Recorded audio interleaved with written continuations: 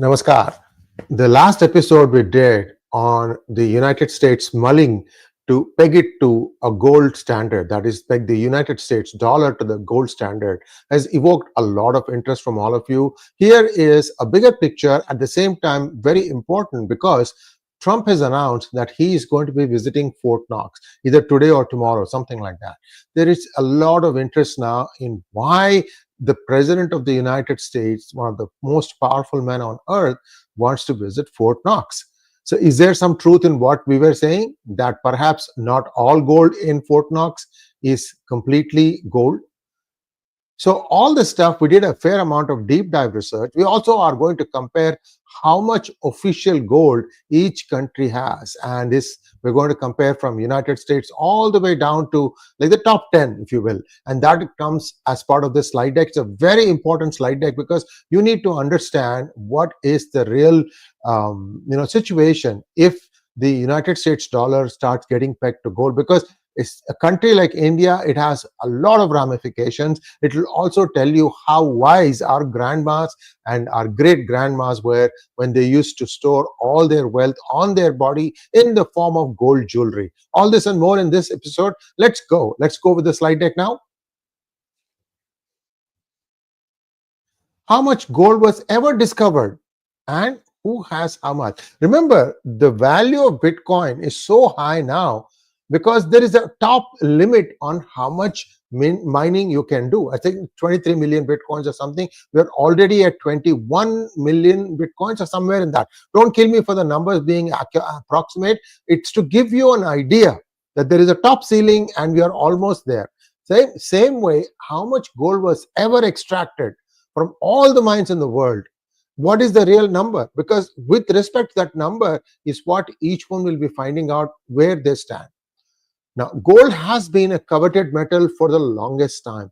We know that, somebody like, for example, a king, his throne was made of gold, at least gold-plated. The most important temples, most historical temples had gold kavach on top of their kalash. Golden temple, for example. Chidambaram temple, part of that has golden kavach. Same thing with the Shiva temple in Kashi, where there are 3 shikharas, and 2 of them are supposed to have a gold plating done, and both were done by Ranjit Singh, Maharaja Ranjit Singh, the greatest Sikh ruler. And Sikhism now, all these Khotistanis keep saying that we are not Hindus. Bullshit. You are as Hindu as I am.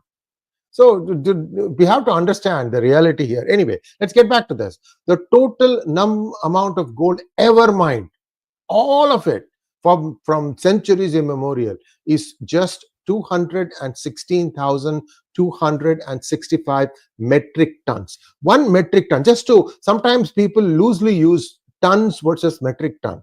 The difference is minor, but it is significant. I'll tell you what it is. 1 metric ton, because it is MKS system, metric, right, is 1,000 kilos.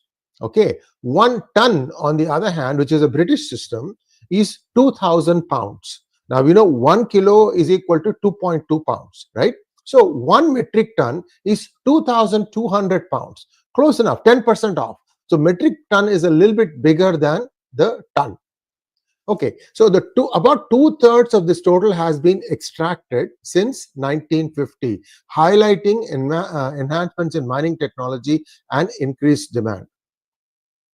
So since 1950, that is the last 74 years, a lot of extraction took place. Almost 2/3 of whatever we have said as a number has taken place. Now, this is what has been taken out so far. What is left, nobody really knows, because there is still a fair amount of earth that has not been scoped for gold, and we don't know how deep the gold is. Some of the mines in South Africa are really, really deep. That's because South Africa has been producing, they have this streak that goes down, and they have been following that streak, and they have been getting more and more gold. So what is the actual size of the gold that has been ever mined? If you try to construct a cube out of it, it would be roughly 23 meters on each side, and therefore it is not really a big number. 1 meter, you know how big it is, 23 meters. It will be like a, half a block or something like that. That's it. That's it.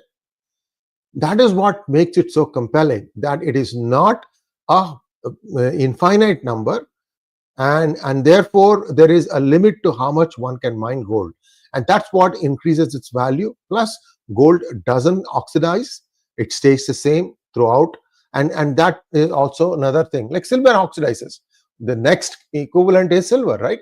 Silver oxidizes. You can think of platinum, but platinum is too rare. See all these things. So gold is just at that perfect point where you could use that as the primary asset in any central bank's balance sheet. The number one, the prime asset is how much gold it has. And I'm going to come to that in just a moment on how much gold each country has. Also, private gold. In the United States, there is not much private gold, but in countries like India, it's a whole new ball game. What does that make to the country's purchasing power? We will discuss that also. So let's go to the next slide, please. So what has been happening is, in the recent years, central banks, particularly from emerging economies, have increased their gold purchases. In fact, you know that India hypothecated about 300 metric tons of gold to Bank of England during the crisis in the 1990s. And I think India has gotten back 100, and there is still 200 still pending. And by the way, whenever a country makes a request to the Bank of England for its own gold to be repatriated back, it's taking up to 6 months, I heard now. No, I can't explain why it is taking 6 months. Is the Bank of England scraping together? What is really going on? Nobody really knows. The recent request from, I think, Germany, it was, took 6 months before the Bank of England gave them the money, the gold back. So, like I said, many countries are taking back the gold that was kept in the Bank of England deposit. So this is like a run on the gold in Bank of England. Same thing, JP Morgan Chase, I think they took out $4 billion worth of gold recently. So there is something happening, and it has to do with gold, and gold can only be good news for India because we covet gold, and we are gold is part of our lives. Akshaya Tritiya day, there is even the poorest Indian wants to buy some gold on that day because it is considered very, very srisht. Okay, so in 2024, central banks added over 1,000 metric tons of gold to their reserves, marking the third consecutive year of such significant acquisitions. So this is not just what was hypothecated for whatever reasons in Bank of England. The central banks are actually actively buying gold from the market. And in fact, I'll also stick out my neck and say, today's prosperity of Dubai is because of some of the skewed policies of the Indian government in the 1950s, when they used to have a very high taxation for import of gold, which led to gold smuggling, which led to Haji Mastan, which led to Dawood Ibrahim. Only now we have kind of woken up after the 1990s and said, let's not have such a high taxation. In fact, even the 2024 budget, if I remember correctly, the Finance Minister Nirmala Sitharaman reduced the import of duty on gold, and that has actually reduced the smuggling into Kerala somewhat. However, it is being smuggled for a different reason. You have to read my book, Who Painted My Money White, to understand why. There are people, there are communities in India actively still entertaining the thought that they will be able to engineer a revolution and that they can come back to power, believe it or not.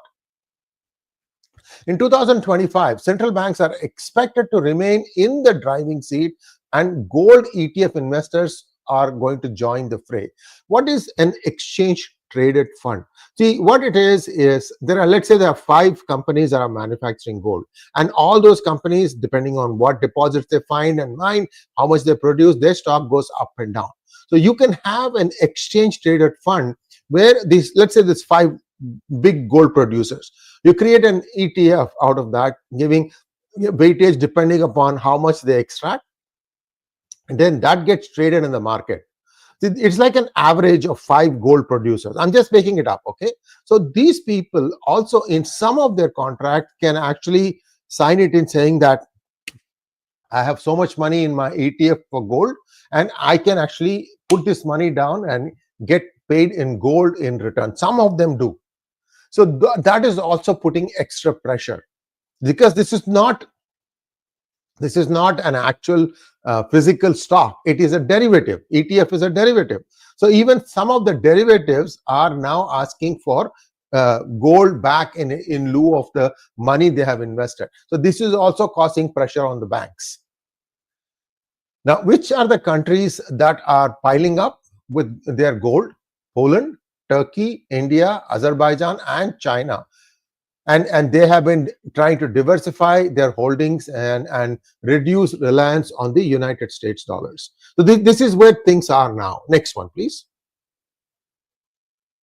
Now, why is there this surge? See, what happened was, I think from 2008 onwards, this is not a recent phenomenon. When the 2008 Great Recession hit because of the real estate crisis in the United States, what happened? Ben Bernanke, the then Fed, he started printing money. He called it as quantitative easing, to put more money into the system, and that essentially had no backing because it was fiat currency, right? So since then, US has been printing currency as if there is no tomorrow. And it's only Trump that has tried to come and put a crimp on that to try and stop that unmitigated printing, and try to see where there are excesses, and also try to maintain the reference of the United States dollar as the reference currency for the world, reserve currency for the world. Because BRICS is beginning to now pose some hard questions. Why would the BRICS country want to just keep on accepting US dollar as the reference when they are not holding any kind of a limit to how much they are printing, right? It's a fair question. And in fact, Americans also are getting diluted, because there is more dollars now chasing the same goods that used to be there yesterday. What does it mean? It means things are going to cost more, which means inflation goes up, which means fixed income earners are going to feel the pinch. You get the idea, right? So that's one reason why people are turning towards gold. The second reason is that, let's say, for example, Russia got sanctioned in 2022 for going into Ukraine, and China is facing sanctions. India has faced sanctions in the past. So how do you sanction-proof your economy? You do that by relying less on the United States dollar, relying less on the United States economy or trade, and also trading amongst yourselves in a currency other than the United States dollar. When India buys crude from Russia in rupees, it irritates the heck out of dollars. Remember, I told you this. Any country-to-country purchase has to be settled in Houston. And Houston likes to get a small cut in all these things. Of course, they do some services. They act like escrow. They give you insurance if you want to have insurance, things of that nature. But US likes to police over the entire crude distribution happening across the world. So countries, when India starts paying for Russia's crude in rupees, then the US dollar is cut out of it, right? And it also means that India is cocking a snook at US, saying that I don't need your dollar anymore. So these are all, while you have friendship on top, they have all these underlying frictions going on. And it remains to be seen what's going to happen now that the talks have picked up as far as ending the conflict with Ukraine is concerned for Russia, how it's going to. I'm hearing a lot of things. We'll do that as a separate episode. Let's stay on gold now. Understanding the distribution and accumulation of gold offers insight into the global economic strategies that individual countries are trying to employ so that they don't suffer the dilution. The biggest sufferer today of unmitigated printing of the US dollar is the US customer, the US citizen, because in US you can only use the dollar. You can say, okay, I can buy for something using Bitcoin. Not everybody has a Bitcoin, and plus one Bitcoin is $100,000. You don't have. If you wanted to buy a $150 item, right? So there are people who allow you to break down one Bitcoin, but that's a matter for a different day. So you get the idea. So countries are trying to diversify the strategies. They're trying to sanction proof their economies, and getting into gold market is one such move. Next, please. Fort Knox. Now, this is the most important thing being talked about, because this is a place where the United States has its gold deposit. It is in the state of Kentucky. There was a movie called Goldfinger, a James Bond movie, that talks about getting into the vaults of Fort Knox and so on and so forth. If you have watched it, you'll understand what I mean. This came in the 60s, as a matter of fact. It holds close to 4,583 metric tons of gold, valued at approximately 300 billion. I'm just rounding it off.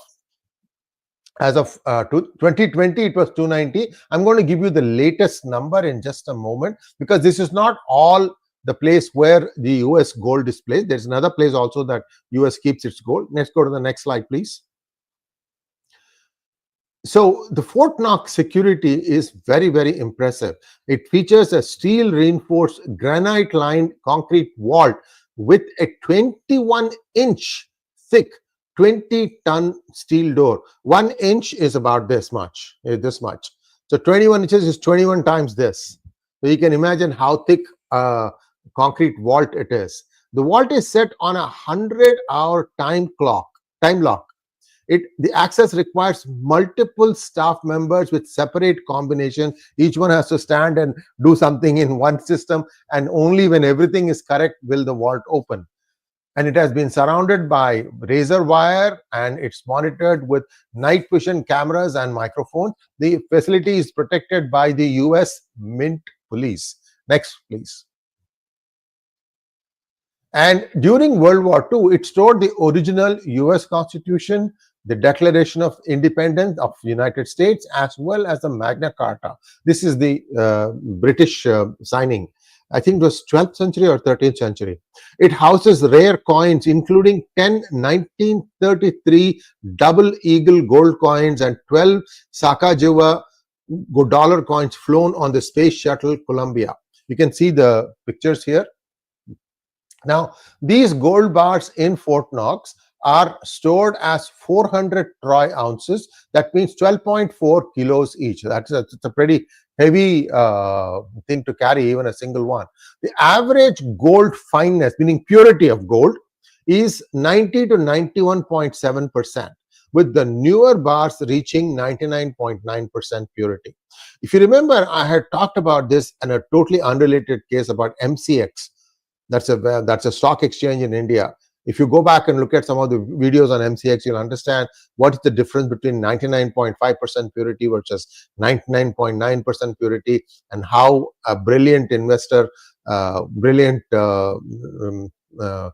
entrepreneur figured out that this is an easy way to make money. The whole founding of the MCX and so on and so forth. It's a different matter that under Chidambaram, a cabal of crooks have taken over this thing, and they are still running it, and Modi has done nothing about it. These are all the reasons why I feel upset about the Modi government performance, because in finance they have not been able to bring some very, very needed changes. I mean, some people are getting looted blind right now. Most gold was held as security for 11 billion in gold certificates issued to the Federal Reserve Bank. So it looks like some gold-backed certificates are also issued, and these things also can be redeemed. Any bank that holds these certificates and say, okay, I want the gold back. I don't want to keep this paper saying that I have so much gold. See, once panic sets in, right, everybody wants to cover their behind. And we don't know how much oversubscription has taken place. Next one, please. So we talked about Fort Knox. That's one place where gold is stored. There's another place where gold is stored, and that is the New York Fed's main building in Manhattan, and it is stored at 80 feet below street level. 80. That is 8 floors, if you think about it. And it has approximately 507,000 gold bars weighed at 6,331 metric tons. I must caution you that not all of this is US governments. Okay, because the total amount that the United States has is 8134 metric tons, not 6331 plus the 4500 in Fort Knox. That will give you a number close to 11,000. No, the 6331 is a total that is in US Fed. So the exact number according to the books in the United States is that US has 8134 metric tons. And now let's take a look at how much this 8134 metric ton is worth. Let's go to the, can we bring up the other screen, please? So I did a back of the envelope calculation. Okay, now I used that 8134 metric tons and I multiplied that by 35274, which is the number of ounces in a metric ton, 35274, and that gives you the number 286918716. That's the number. And today's gold price is $2952 per ounce. So as of today's price, the amount of gold that the United States government has is worth that number below, the one that starts with 846, and let's round it up to 850, and that is $850 billion. This is accurate as of today, because the price of gold is changing, and also the purity of gold is assumed to be 99.9%. That's not true, we know, so it will be a little bit less than this. You get the idea. These are all big picture numbers. $850 billion worth of gold is what the United States has. And what is United States deficit now? 36 trillion. This is what I had told in the first episode, that if you want to, and interestingly, the value in the assets book of the United States Treasury for this gold is $46 an ounce. See, the spot market value is 2952. That doesn't care about how the US is putting the value of the gold it has on its accounting books. So you can make the argument that the US could actually increase the price of gold on its accounting books. And if you take this thing all the way up to, I think, 140 or something like that, instead of the 2,900 that I have put, that is the street price value. This 850 billion is street price value. But if I take that number from 46 and make it to 100,000, then this number will go up. It will start going up into trillions. This is just a valuation as far as the US is concerned. So something interesting is going to happen, and I have a feeling that US dollar is going to be pegged to some version of gold, where they'll say, okay, this is the exchange rate between $1 and gold, and there will be some way to go from one domain to the other. Not all of it maybe, but some money you may be able to give and get gold in exchange, because that's what people normally ask for. Let's get back to the slide deck, please. I hope you are keeping up with me thus far, because this is a bit of numbers and at the same time some logic, some reasoning. Now, the vault, this is the US Fed vault in New York. It holds gold for US government, foreign governments, central banks, and international organizations. That's why I said that the 6331 is not just US bank. It's also got some other things. And no private individuals or companies can store gold in the vault. Next one, please. Now, how does one transport gold? Gold bars are moved via elevator and verified for weight, refiner markings, and fineness. Deposits are stored in 122 compartments, each dedicated to a single account holder. All these things is explained in great detail in the reference links provided in the description section of this video. I encourage you all to go and take a look at it. In fact, they have actually school trips organized. You can go and take a look at some of these things if you take your children and you happen to be in New York. Small deposits are placed in a shared library compartment with individually numbered shelves. Next one, please. So as far as the New York Fed security is concerned, it's a 90-ton steel cylinder seals the vault only entry, which is set within a 140-ton frame. It's pretty secure. Once closed, the vault is airtight and watertight with steel rods and time clocks securing the door. Reinforced concrete walls, motion sensors, cameras, and 24/7 surveillance ensure security. The armed Federal Reserve Police Force protects the building. So there it was somebody else, the US Mint Police in Fort Knox. Here it is the US Federal Reserve Police. Now, there are some unique features also. The bars cast before 1986 were rectangular bricks. Today they are trapezoidal. If you happen to be in a gold business, like for example, if you are a jeweler, you might be seeing these bricks now. Since 1986, they are trapezoidal in form. So you can see I'll show you when we get zoomed in. I'll show you the trapezoidal bricks. There are some slight modifications. The alloys also. Copper is there, silver is there, bronze, silver, platinum, iron, and copper. All of them are there, and based on what gets added to the gold, the color changes. For example, if you have whitish gold bar, it is because it's got silver and platinum in it. If it is reddish, then it's copper, and greenish, it means iron. Gold is returned to owners as deposited. Deposits are not fungible. What this means is, this is very important. What you put in is what you take out. See, India tried something very funny in 2015, in my opinion. They said to the private investors that we can hold your gold for you and we can pay you a nominal interest. But in that, they also said that we will actually take your gold, melt it down into gold bars and keep it safe in gold bars. I don't know which great person thought that it has to be melted down. I think the reason is they were suspecting that the gold may not be as pure as claimed by the owner. So how does one fix it? The way to fix it is not to melt it down. There are equipment that is available. They do spectroscopy check, and it's like a microwave oven. Think about it. It's like a microwave oven. You put your jewelry inside that, and then you close the door and tell it, evaluate it. It puts some rays and it finds out what is the composition of the thing in there, and it will spit it out for you. It will tell you how much gold, how much other things are there. And from there, you could have done it, and the jewelry stays intact. Because many of us are sentimentally attached. My great grandma's necklace, my aunt's wrist brace, and things of that nature. So that never took off anywhere. The reason, I'll tell you why India wanted to take that into the thing, and there's a good reason why they wanted to do that. It's just that the way you implement these things, this is where the minister's own thinking capacity and being able to be connected to the ground makes a huge difference. Bureaucracy is going to try and always give you a foolproof method. The foolproof method is, of course, to melt it down to find out the purity of gold. But there are other ways to do it.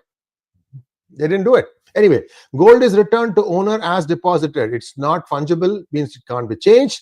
What visits are possible for school groups via the New York Fed's Museum and Learning Center? Those of you who happen to live in the New York area can actually take your children on a school visit and to show them how this gold is being stored. It will be a very big, it's a very interesting trip. The New York Fed values gold at the official, I told you about this, right? $42 per troy ounce rather than the daily market price, because they don't want it to fluctuate. Neither the New York Fed nor the Federal Reserve owns any of the gold. The world's gold holdings peaked at 12,000 tons in 1973, driven by global deposits made during and after World War II. But now again, like I said, it's now back to 6,331 or something of that nature. Next one, please. So this is like, this has gotten into the English lexicon as safe as the Fort Knox, because it is so secure. And I think that was why Goldfinger was shot, to poke a finger at that, to make it poke fun at it. The New York Feds, of course, the good guy wins at the end. James Bond rescues humanity, and but you have to see the movie. The New York Fed's triple verification system ensures that gold is never accessed by a single individual. And Fort Knox gold supports a fraction of the collateral for the Federal Reserve notes in the US monetary system. See here, you can see the trapezoidal shape of the gold. This is how the new bars are made. They are not kept as rectangular. It may have to do with gold's weight distribution. Next one, please. Now comes the interesting part. How much gold reserves are in which country? Because we are going to give you, I think, the top 10, and you can look at who has how much, and a percentage of countries' foreign exchange reserves held in gold. This is an important number also, because the foreign exchange reserves are slightly different from how much money you have, and how you value your currency. There is a slight difference. I don't want to go into all that now, because that will be a session on its own. There are other experts who may be able to weigh on it better, but just look at this number. Higher the number, better it is. USA has 8,133.5 metric tons, and that number, percentage of countries' foreign exchange reserves held in gold, is 74.9%. Next, please. The second biggest is in Germany, 3,351.5, 74.4%. If you go back to the previous one, 74.9 for US, 74.4 for Germany. Next, please. Number 3 is Italy at 2,451.8 metric tons, and its percentage is 70.8%. Next. France is 4th at 2,437, and it's 72.2%. Next. Russia is 5th, 2,332.7, 29.5%. Next. China is at 6th, 2,279, 5.5%. Switzerland is at 7th, 1,039.9, 9.6%. India is 8 at 876.1 metric tons, and its percentage is 11.3. It's better than China. I mean, if you're looking for trying to be better than somebody else, but there's a number that is outside of this that's very, very interesting as far as India is concerned. Next one, please. Japan is at what is the next number? 845.9 and 5.7%. Turkey is 765, 41.4%. And I think that was the last one. So you know now the top 10 countries that have gold in their deposit. In fact, Canada sold all of its gold a few years ago. And Canada believes that they have mines, they can mine more gold if needed. And maybe that is one reason. Be that as it may, Canada is in a whole category by itself. Let's not discuss about it. Let's get back to India. Now, the number that was initially said, remember, was, let's go back to the first slide or the second slide. Just go to the second slide, please. Back up to the second slide. No. Second, from the beginning. Yeah.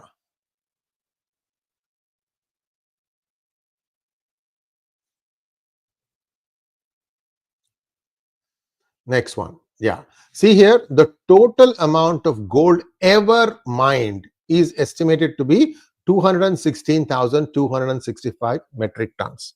216,260. Round it off. 220,000 metric tons. 2.2 lakh metric tons. Right? Now, if you look at how much gold is there in India's temples, the official version, if you go and look at all the links, it will tell you the number is between 3,000 tons, 3,000 metric tons to 4,000 metric tons. It is believed that number, the closest number, real number, because we don't want to tell there will be a big raid on temples once you tell where, how much.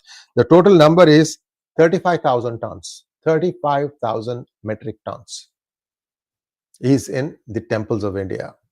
Next, how much do the private individuals in India own in terms of gold?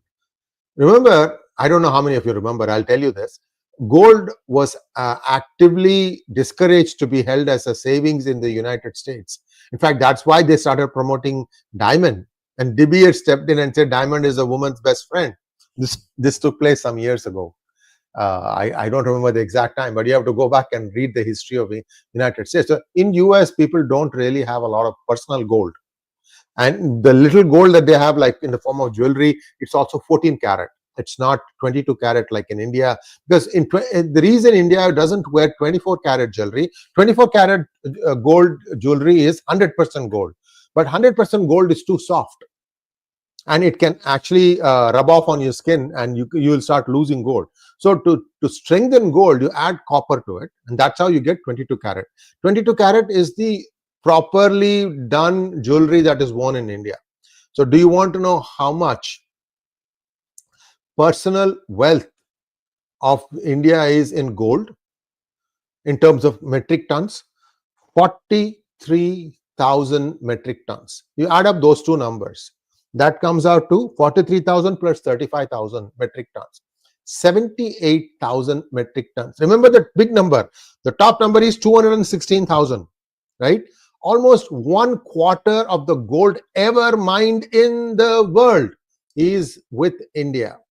Now you understand why in 2015, India, the then Finance Minister Arun Jaitley was putting out the scheme saying that we would like to encourage you to hold this gold, because India wanted to increase that number from 841 tons, whatever the number I told you, 841 metric tons, up to a slightly bigger number, or to bring it on par with, say, China or with United States.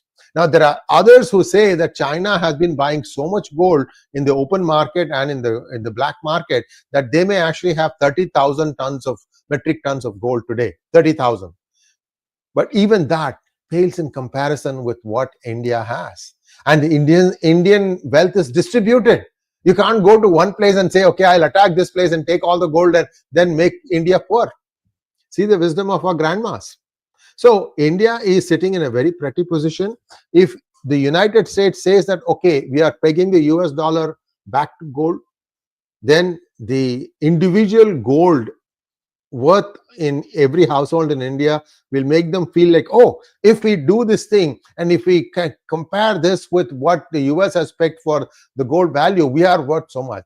I mean, it's a thought, that's all. I mean, you still have to find a way to sell it to US and make the money off of it. I don't think that's going to happen. They're just going to make a nominal value and say, okay, this is the value and this is how we are going to adjust the balance sheet, and therefore instead of 36 trillion, now the balance sheet looks 0, 10, or whatever the number that they are going to arrive at. I hope you understood the importance of gold. Gold has been the most important metal throughout the history of mankind, and things are looking very interesting. Now I'll take a few questions. Mangatranga wants to know, Namaskaram, if Ukraine-Russia war ends, will the seized assets of Russia be returned? Is there Bharat's gold still in London, and should it be got back? Will Bharat have any guarantees for such gold? All good questions, Ranga. Let one by one. The seized assets of Russia be returned? You mean like in the Western banks? There will be some way of taking it down. I think there's a 1 to 3 year window, because Russia is going to be demanded of. They're going to ask Russia, you need to do this, and as and when they take each of those steps, there will be some amount of money that will go back. That is the phased way, graded way in which the money will be returned back. Bharat's gold, I am told that 200 metric tons is still sitting in the vaults in Bank of England, and like I said, even if Bharat makes a request for it, it is taking up to 6 months for them to give you the gold. So maybe it's already there, maybe it's already put in, and India is waiting to get its gold back. See, for the longest time, India just let it be there because they figured the cost to transport it is more than the cost of just keeping it there, or the worth of the gold. But now that the gold value has gone up to $2,952 today, this is worth it now. And what are the guarantees? I don't know. It's a sovereign guarantee. The third part of your question, will Bharat have any guarantees? In theory, Bank of England should give you what you kept there. Next one, please. Apolitically Center 69. Any update on Trump's election campaign promise of granting green cards to international students passing out from prestigious universities in USA? Not yet. I think that will be coming up in the days and weeks to come. Just give us a few days, we'll give you the update on that. Neil Aluwalia wants to know, please comment, somebody in London said around 2002, thank God we have lost the last clutches of gold for good. No, there is gold. Gold is being taken out of Bank of England vaults now. No, there is gold. Next one, please. It is just that they have built a huge derivative market out of it, and that's what makes it very difficult. Apolitical Center 69 again. Any idea what is the value of gold, gems, precious stones found in Padmanabha Swami temple? Well, I gave you the big picture, right? 35,000 tons of gold. Padmanabha Swami temple, Tirupati temple, Kashi temple. There are a couple more temples. There's actually an article. I think that is also given as a link in the reference links. Do read those links to get you the top 4 temples that have huge, that are believed to have huge deposits of gold. Next one. 𝗟𝗡𝗞𝗦 wants to know, if US pegs dollar to gold, then China can get a breather given the amount of gold they have. It's not straightforward. We need to analyze the consequences of this geopolitically. Oh yes, I agree. See, the other problem is there has to be an independent body that can verify the amount of gold that each country claims to have. Remember, we have also talked about an artificial metal that China has created that looks like gold, but it is not gold. You get the idea, right? Next one. Khalees Warren wants to know, Sree Iyer ji, there is another gold reserves has been emptied or significant amount of them stolen from the vault from US-based news channels. This is very sad. Yes, indeed, there have been claims. I think that is the reason why Trump said he is going to visit Fort Knox. He will take he'll take a look at it for himself to assure himself that everything is okay. I kind of doubt it though. There were talks about Clinton during Clinton era that there were some 1 to 4 million. I talked about this in the first episode on gold. Do take a look at that to get an idea of what it was. Next one, please. John Wisdom wants to know, where is the official equivalent of Fort Knox in India? I don't know. I believe it is the Reserve Bank of India building, but I could be wrong about it. Next one, please. Maithili wants to know, Sriji, has Kolar gold mine started to mine gold? Well, Kolar gold mine has some gold, but the cost to extract the gold, if it is more than the price of gold, then it becomes not so useful, right? So there is that thing, you know, how much do you take, how much ore do you have to extract to get actual gold out of it? I don't think Kolar is a very, very good source of gold in that way. Manoj Soma wants to know, is it true that Uttar Pradesh is going back to old pension scheme, sir? If so, why, sir? Why have Himachal, which went to bankrupt after implement? I don't know. These are all rumors. I don't think Yogi would do that. It's a huge burden on the exchequer. Next one, please.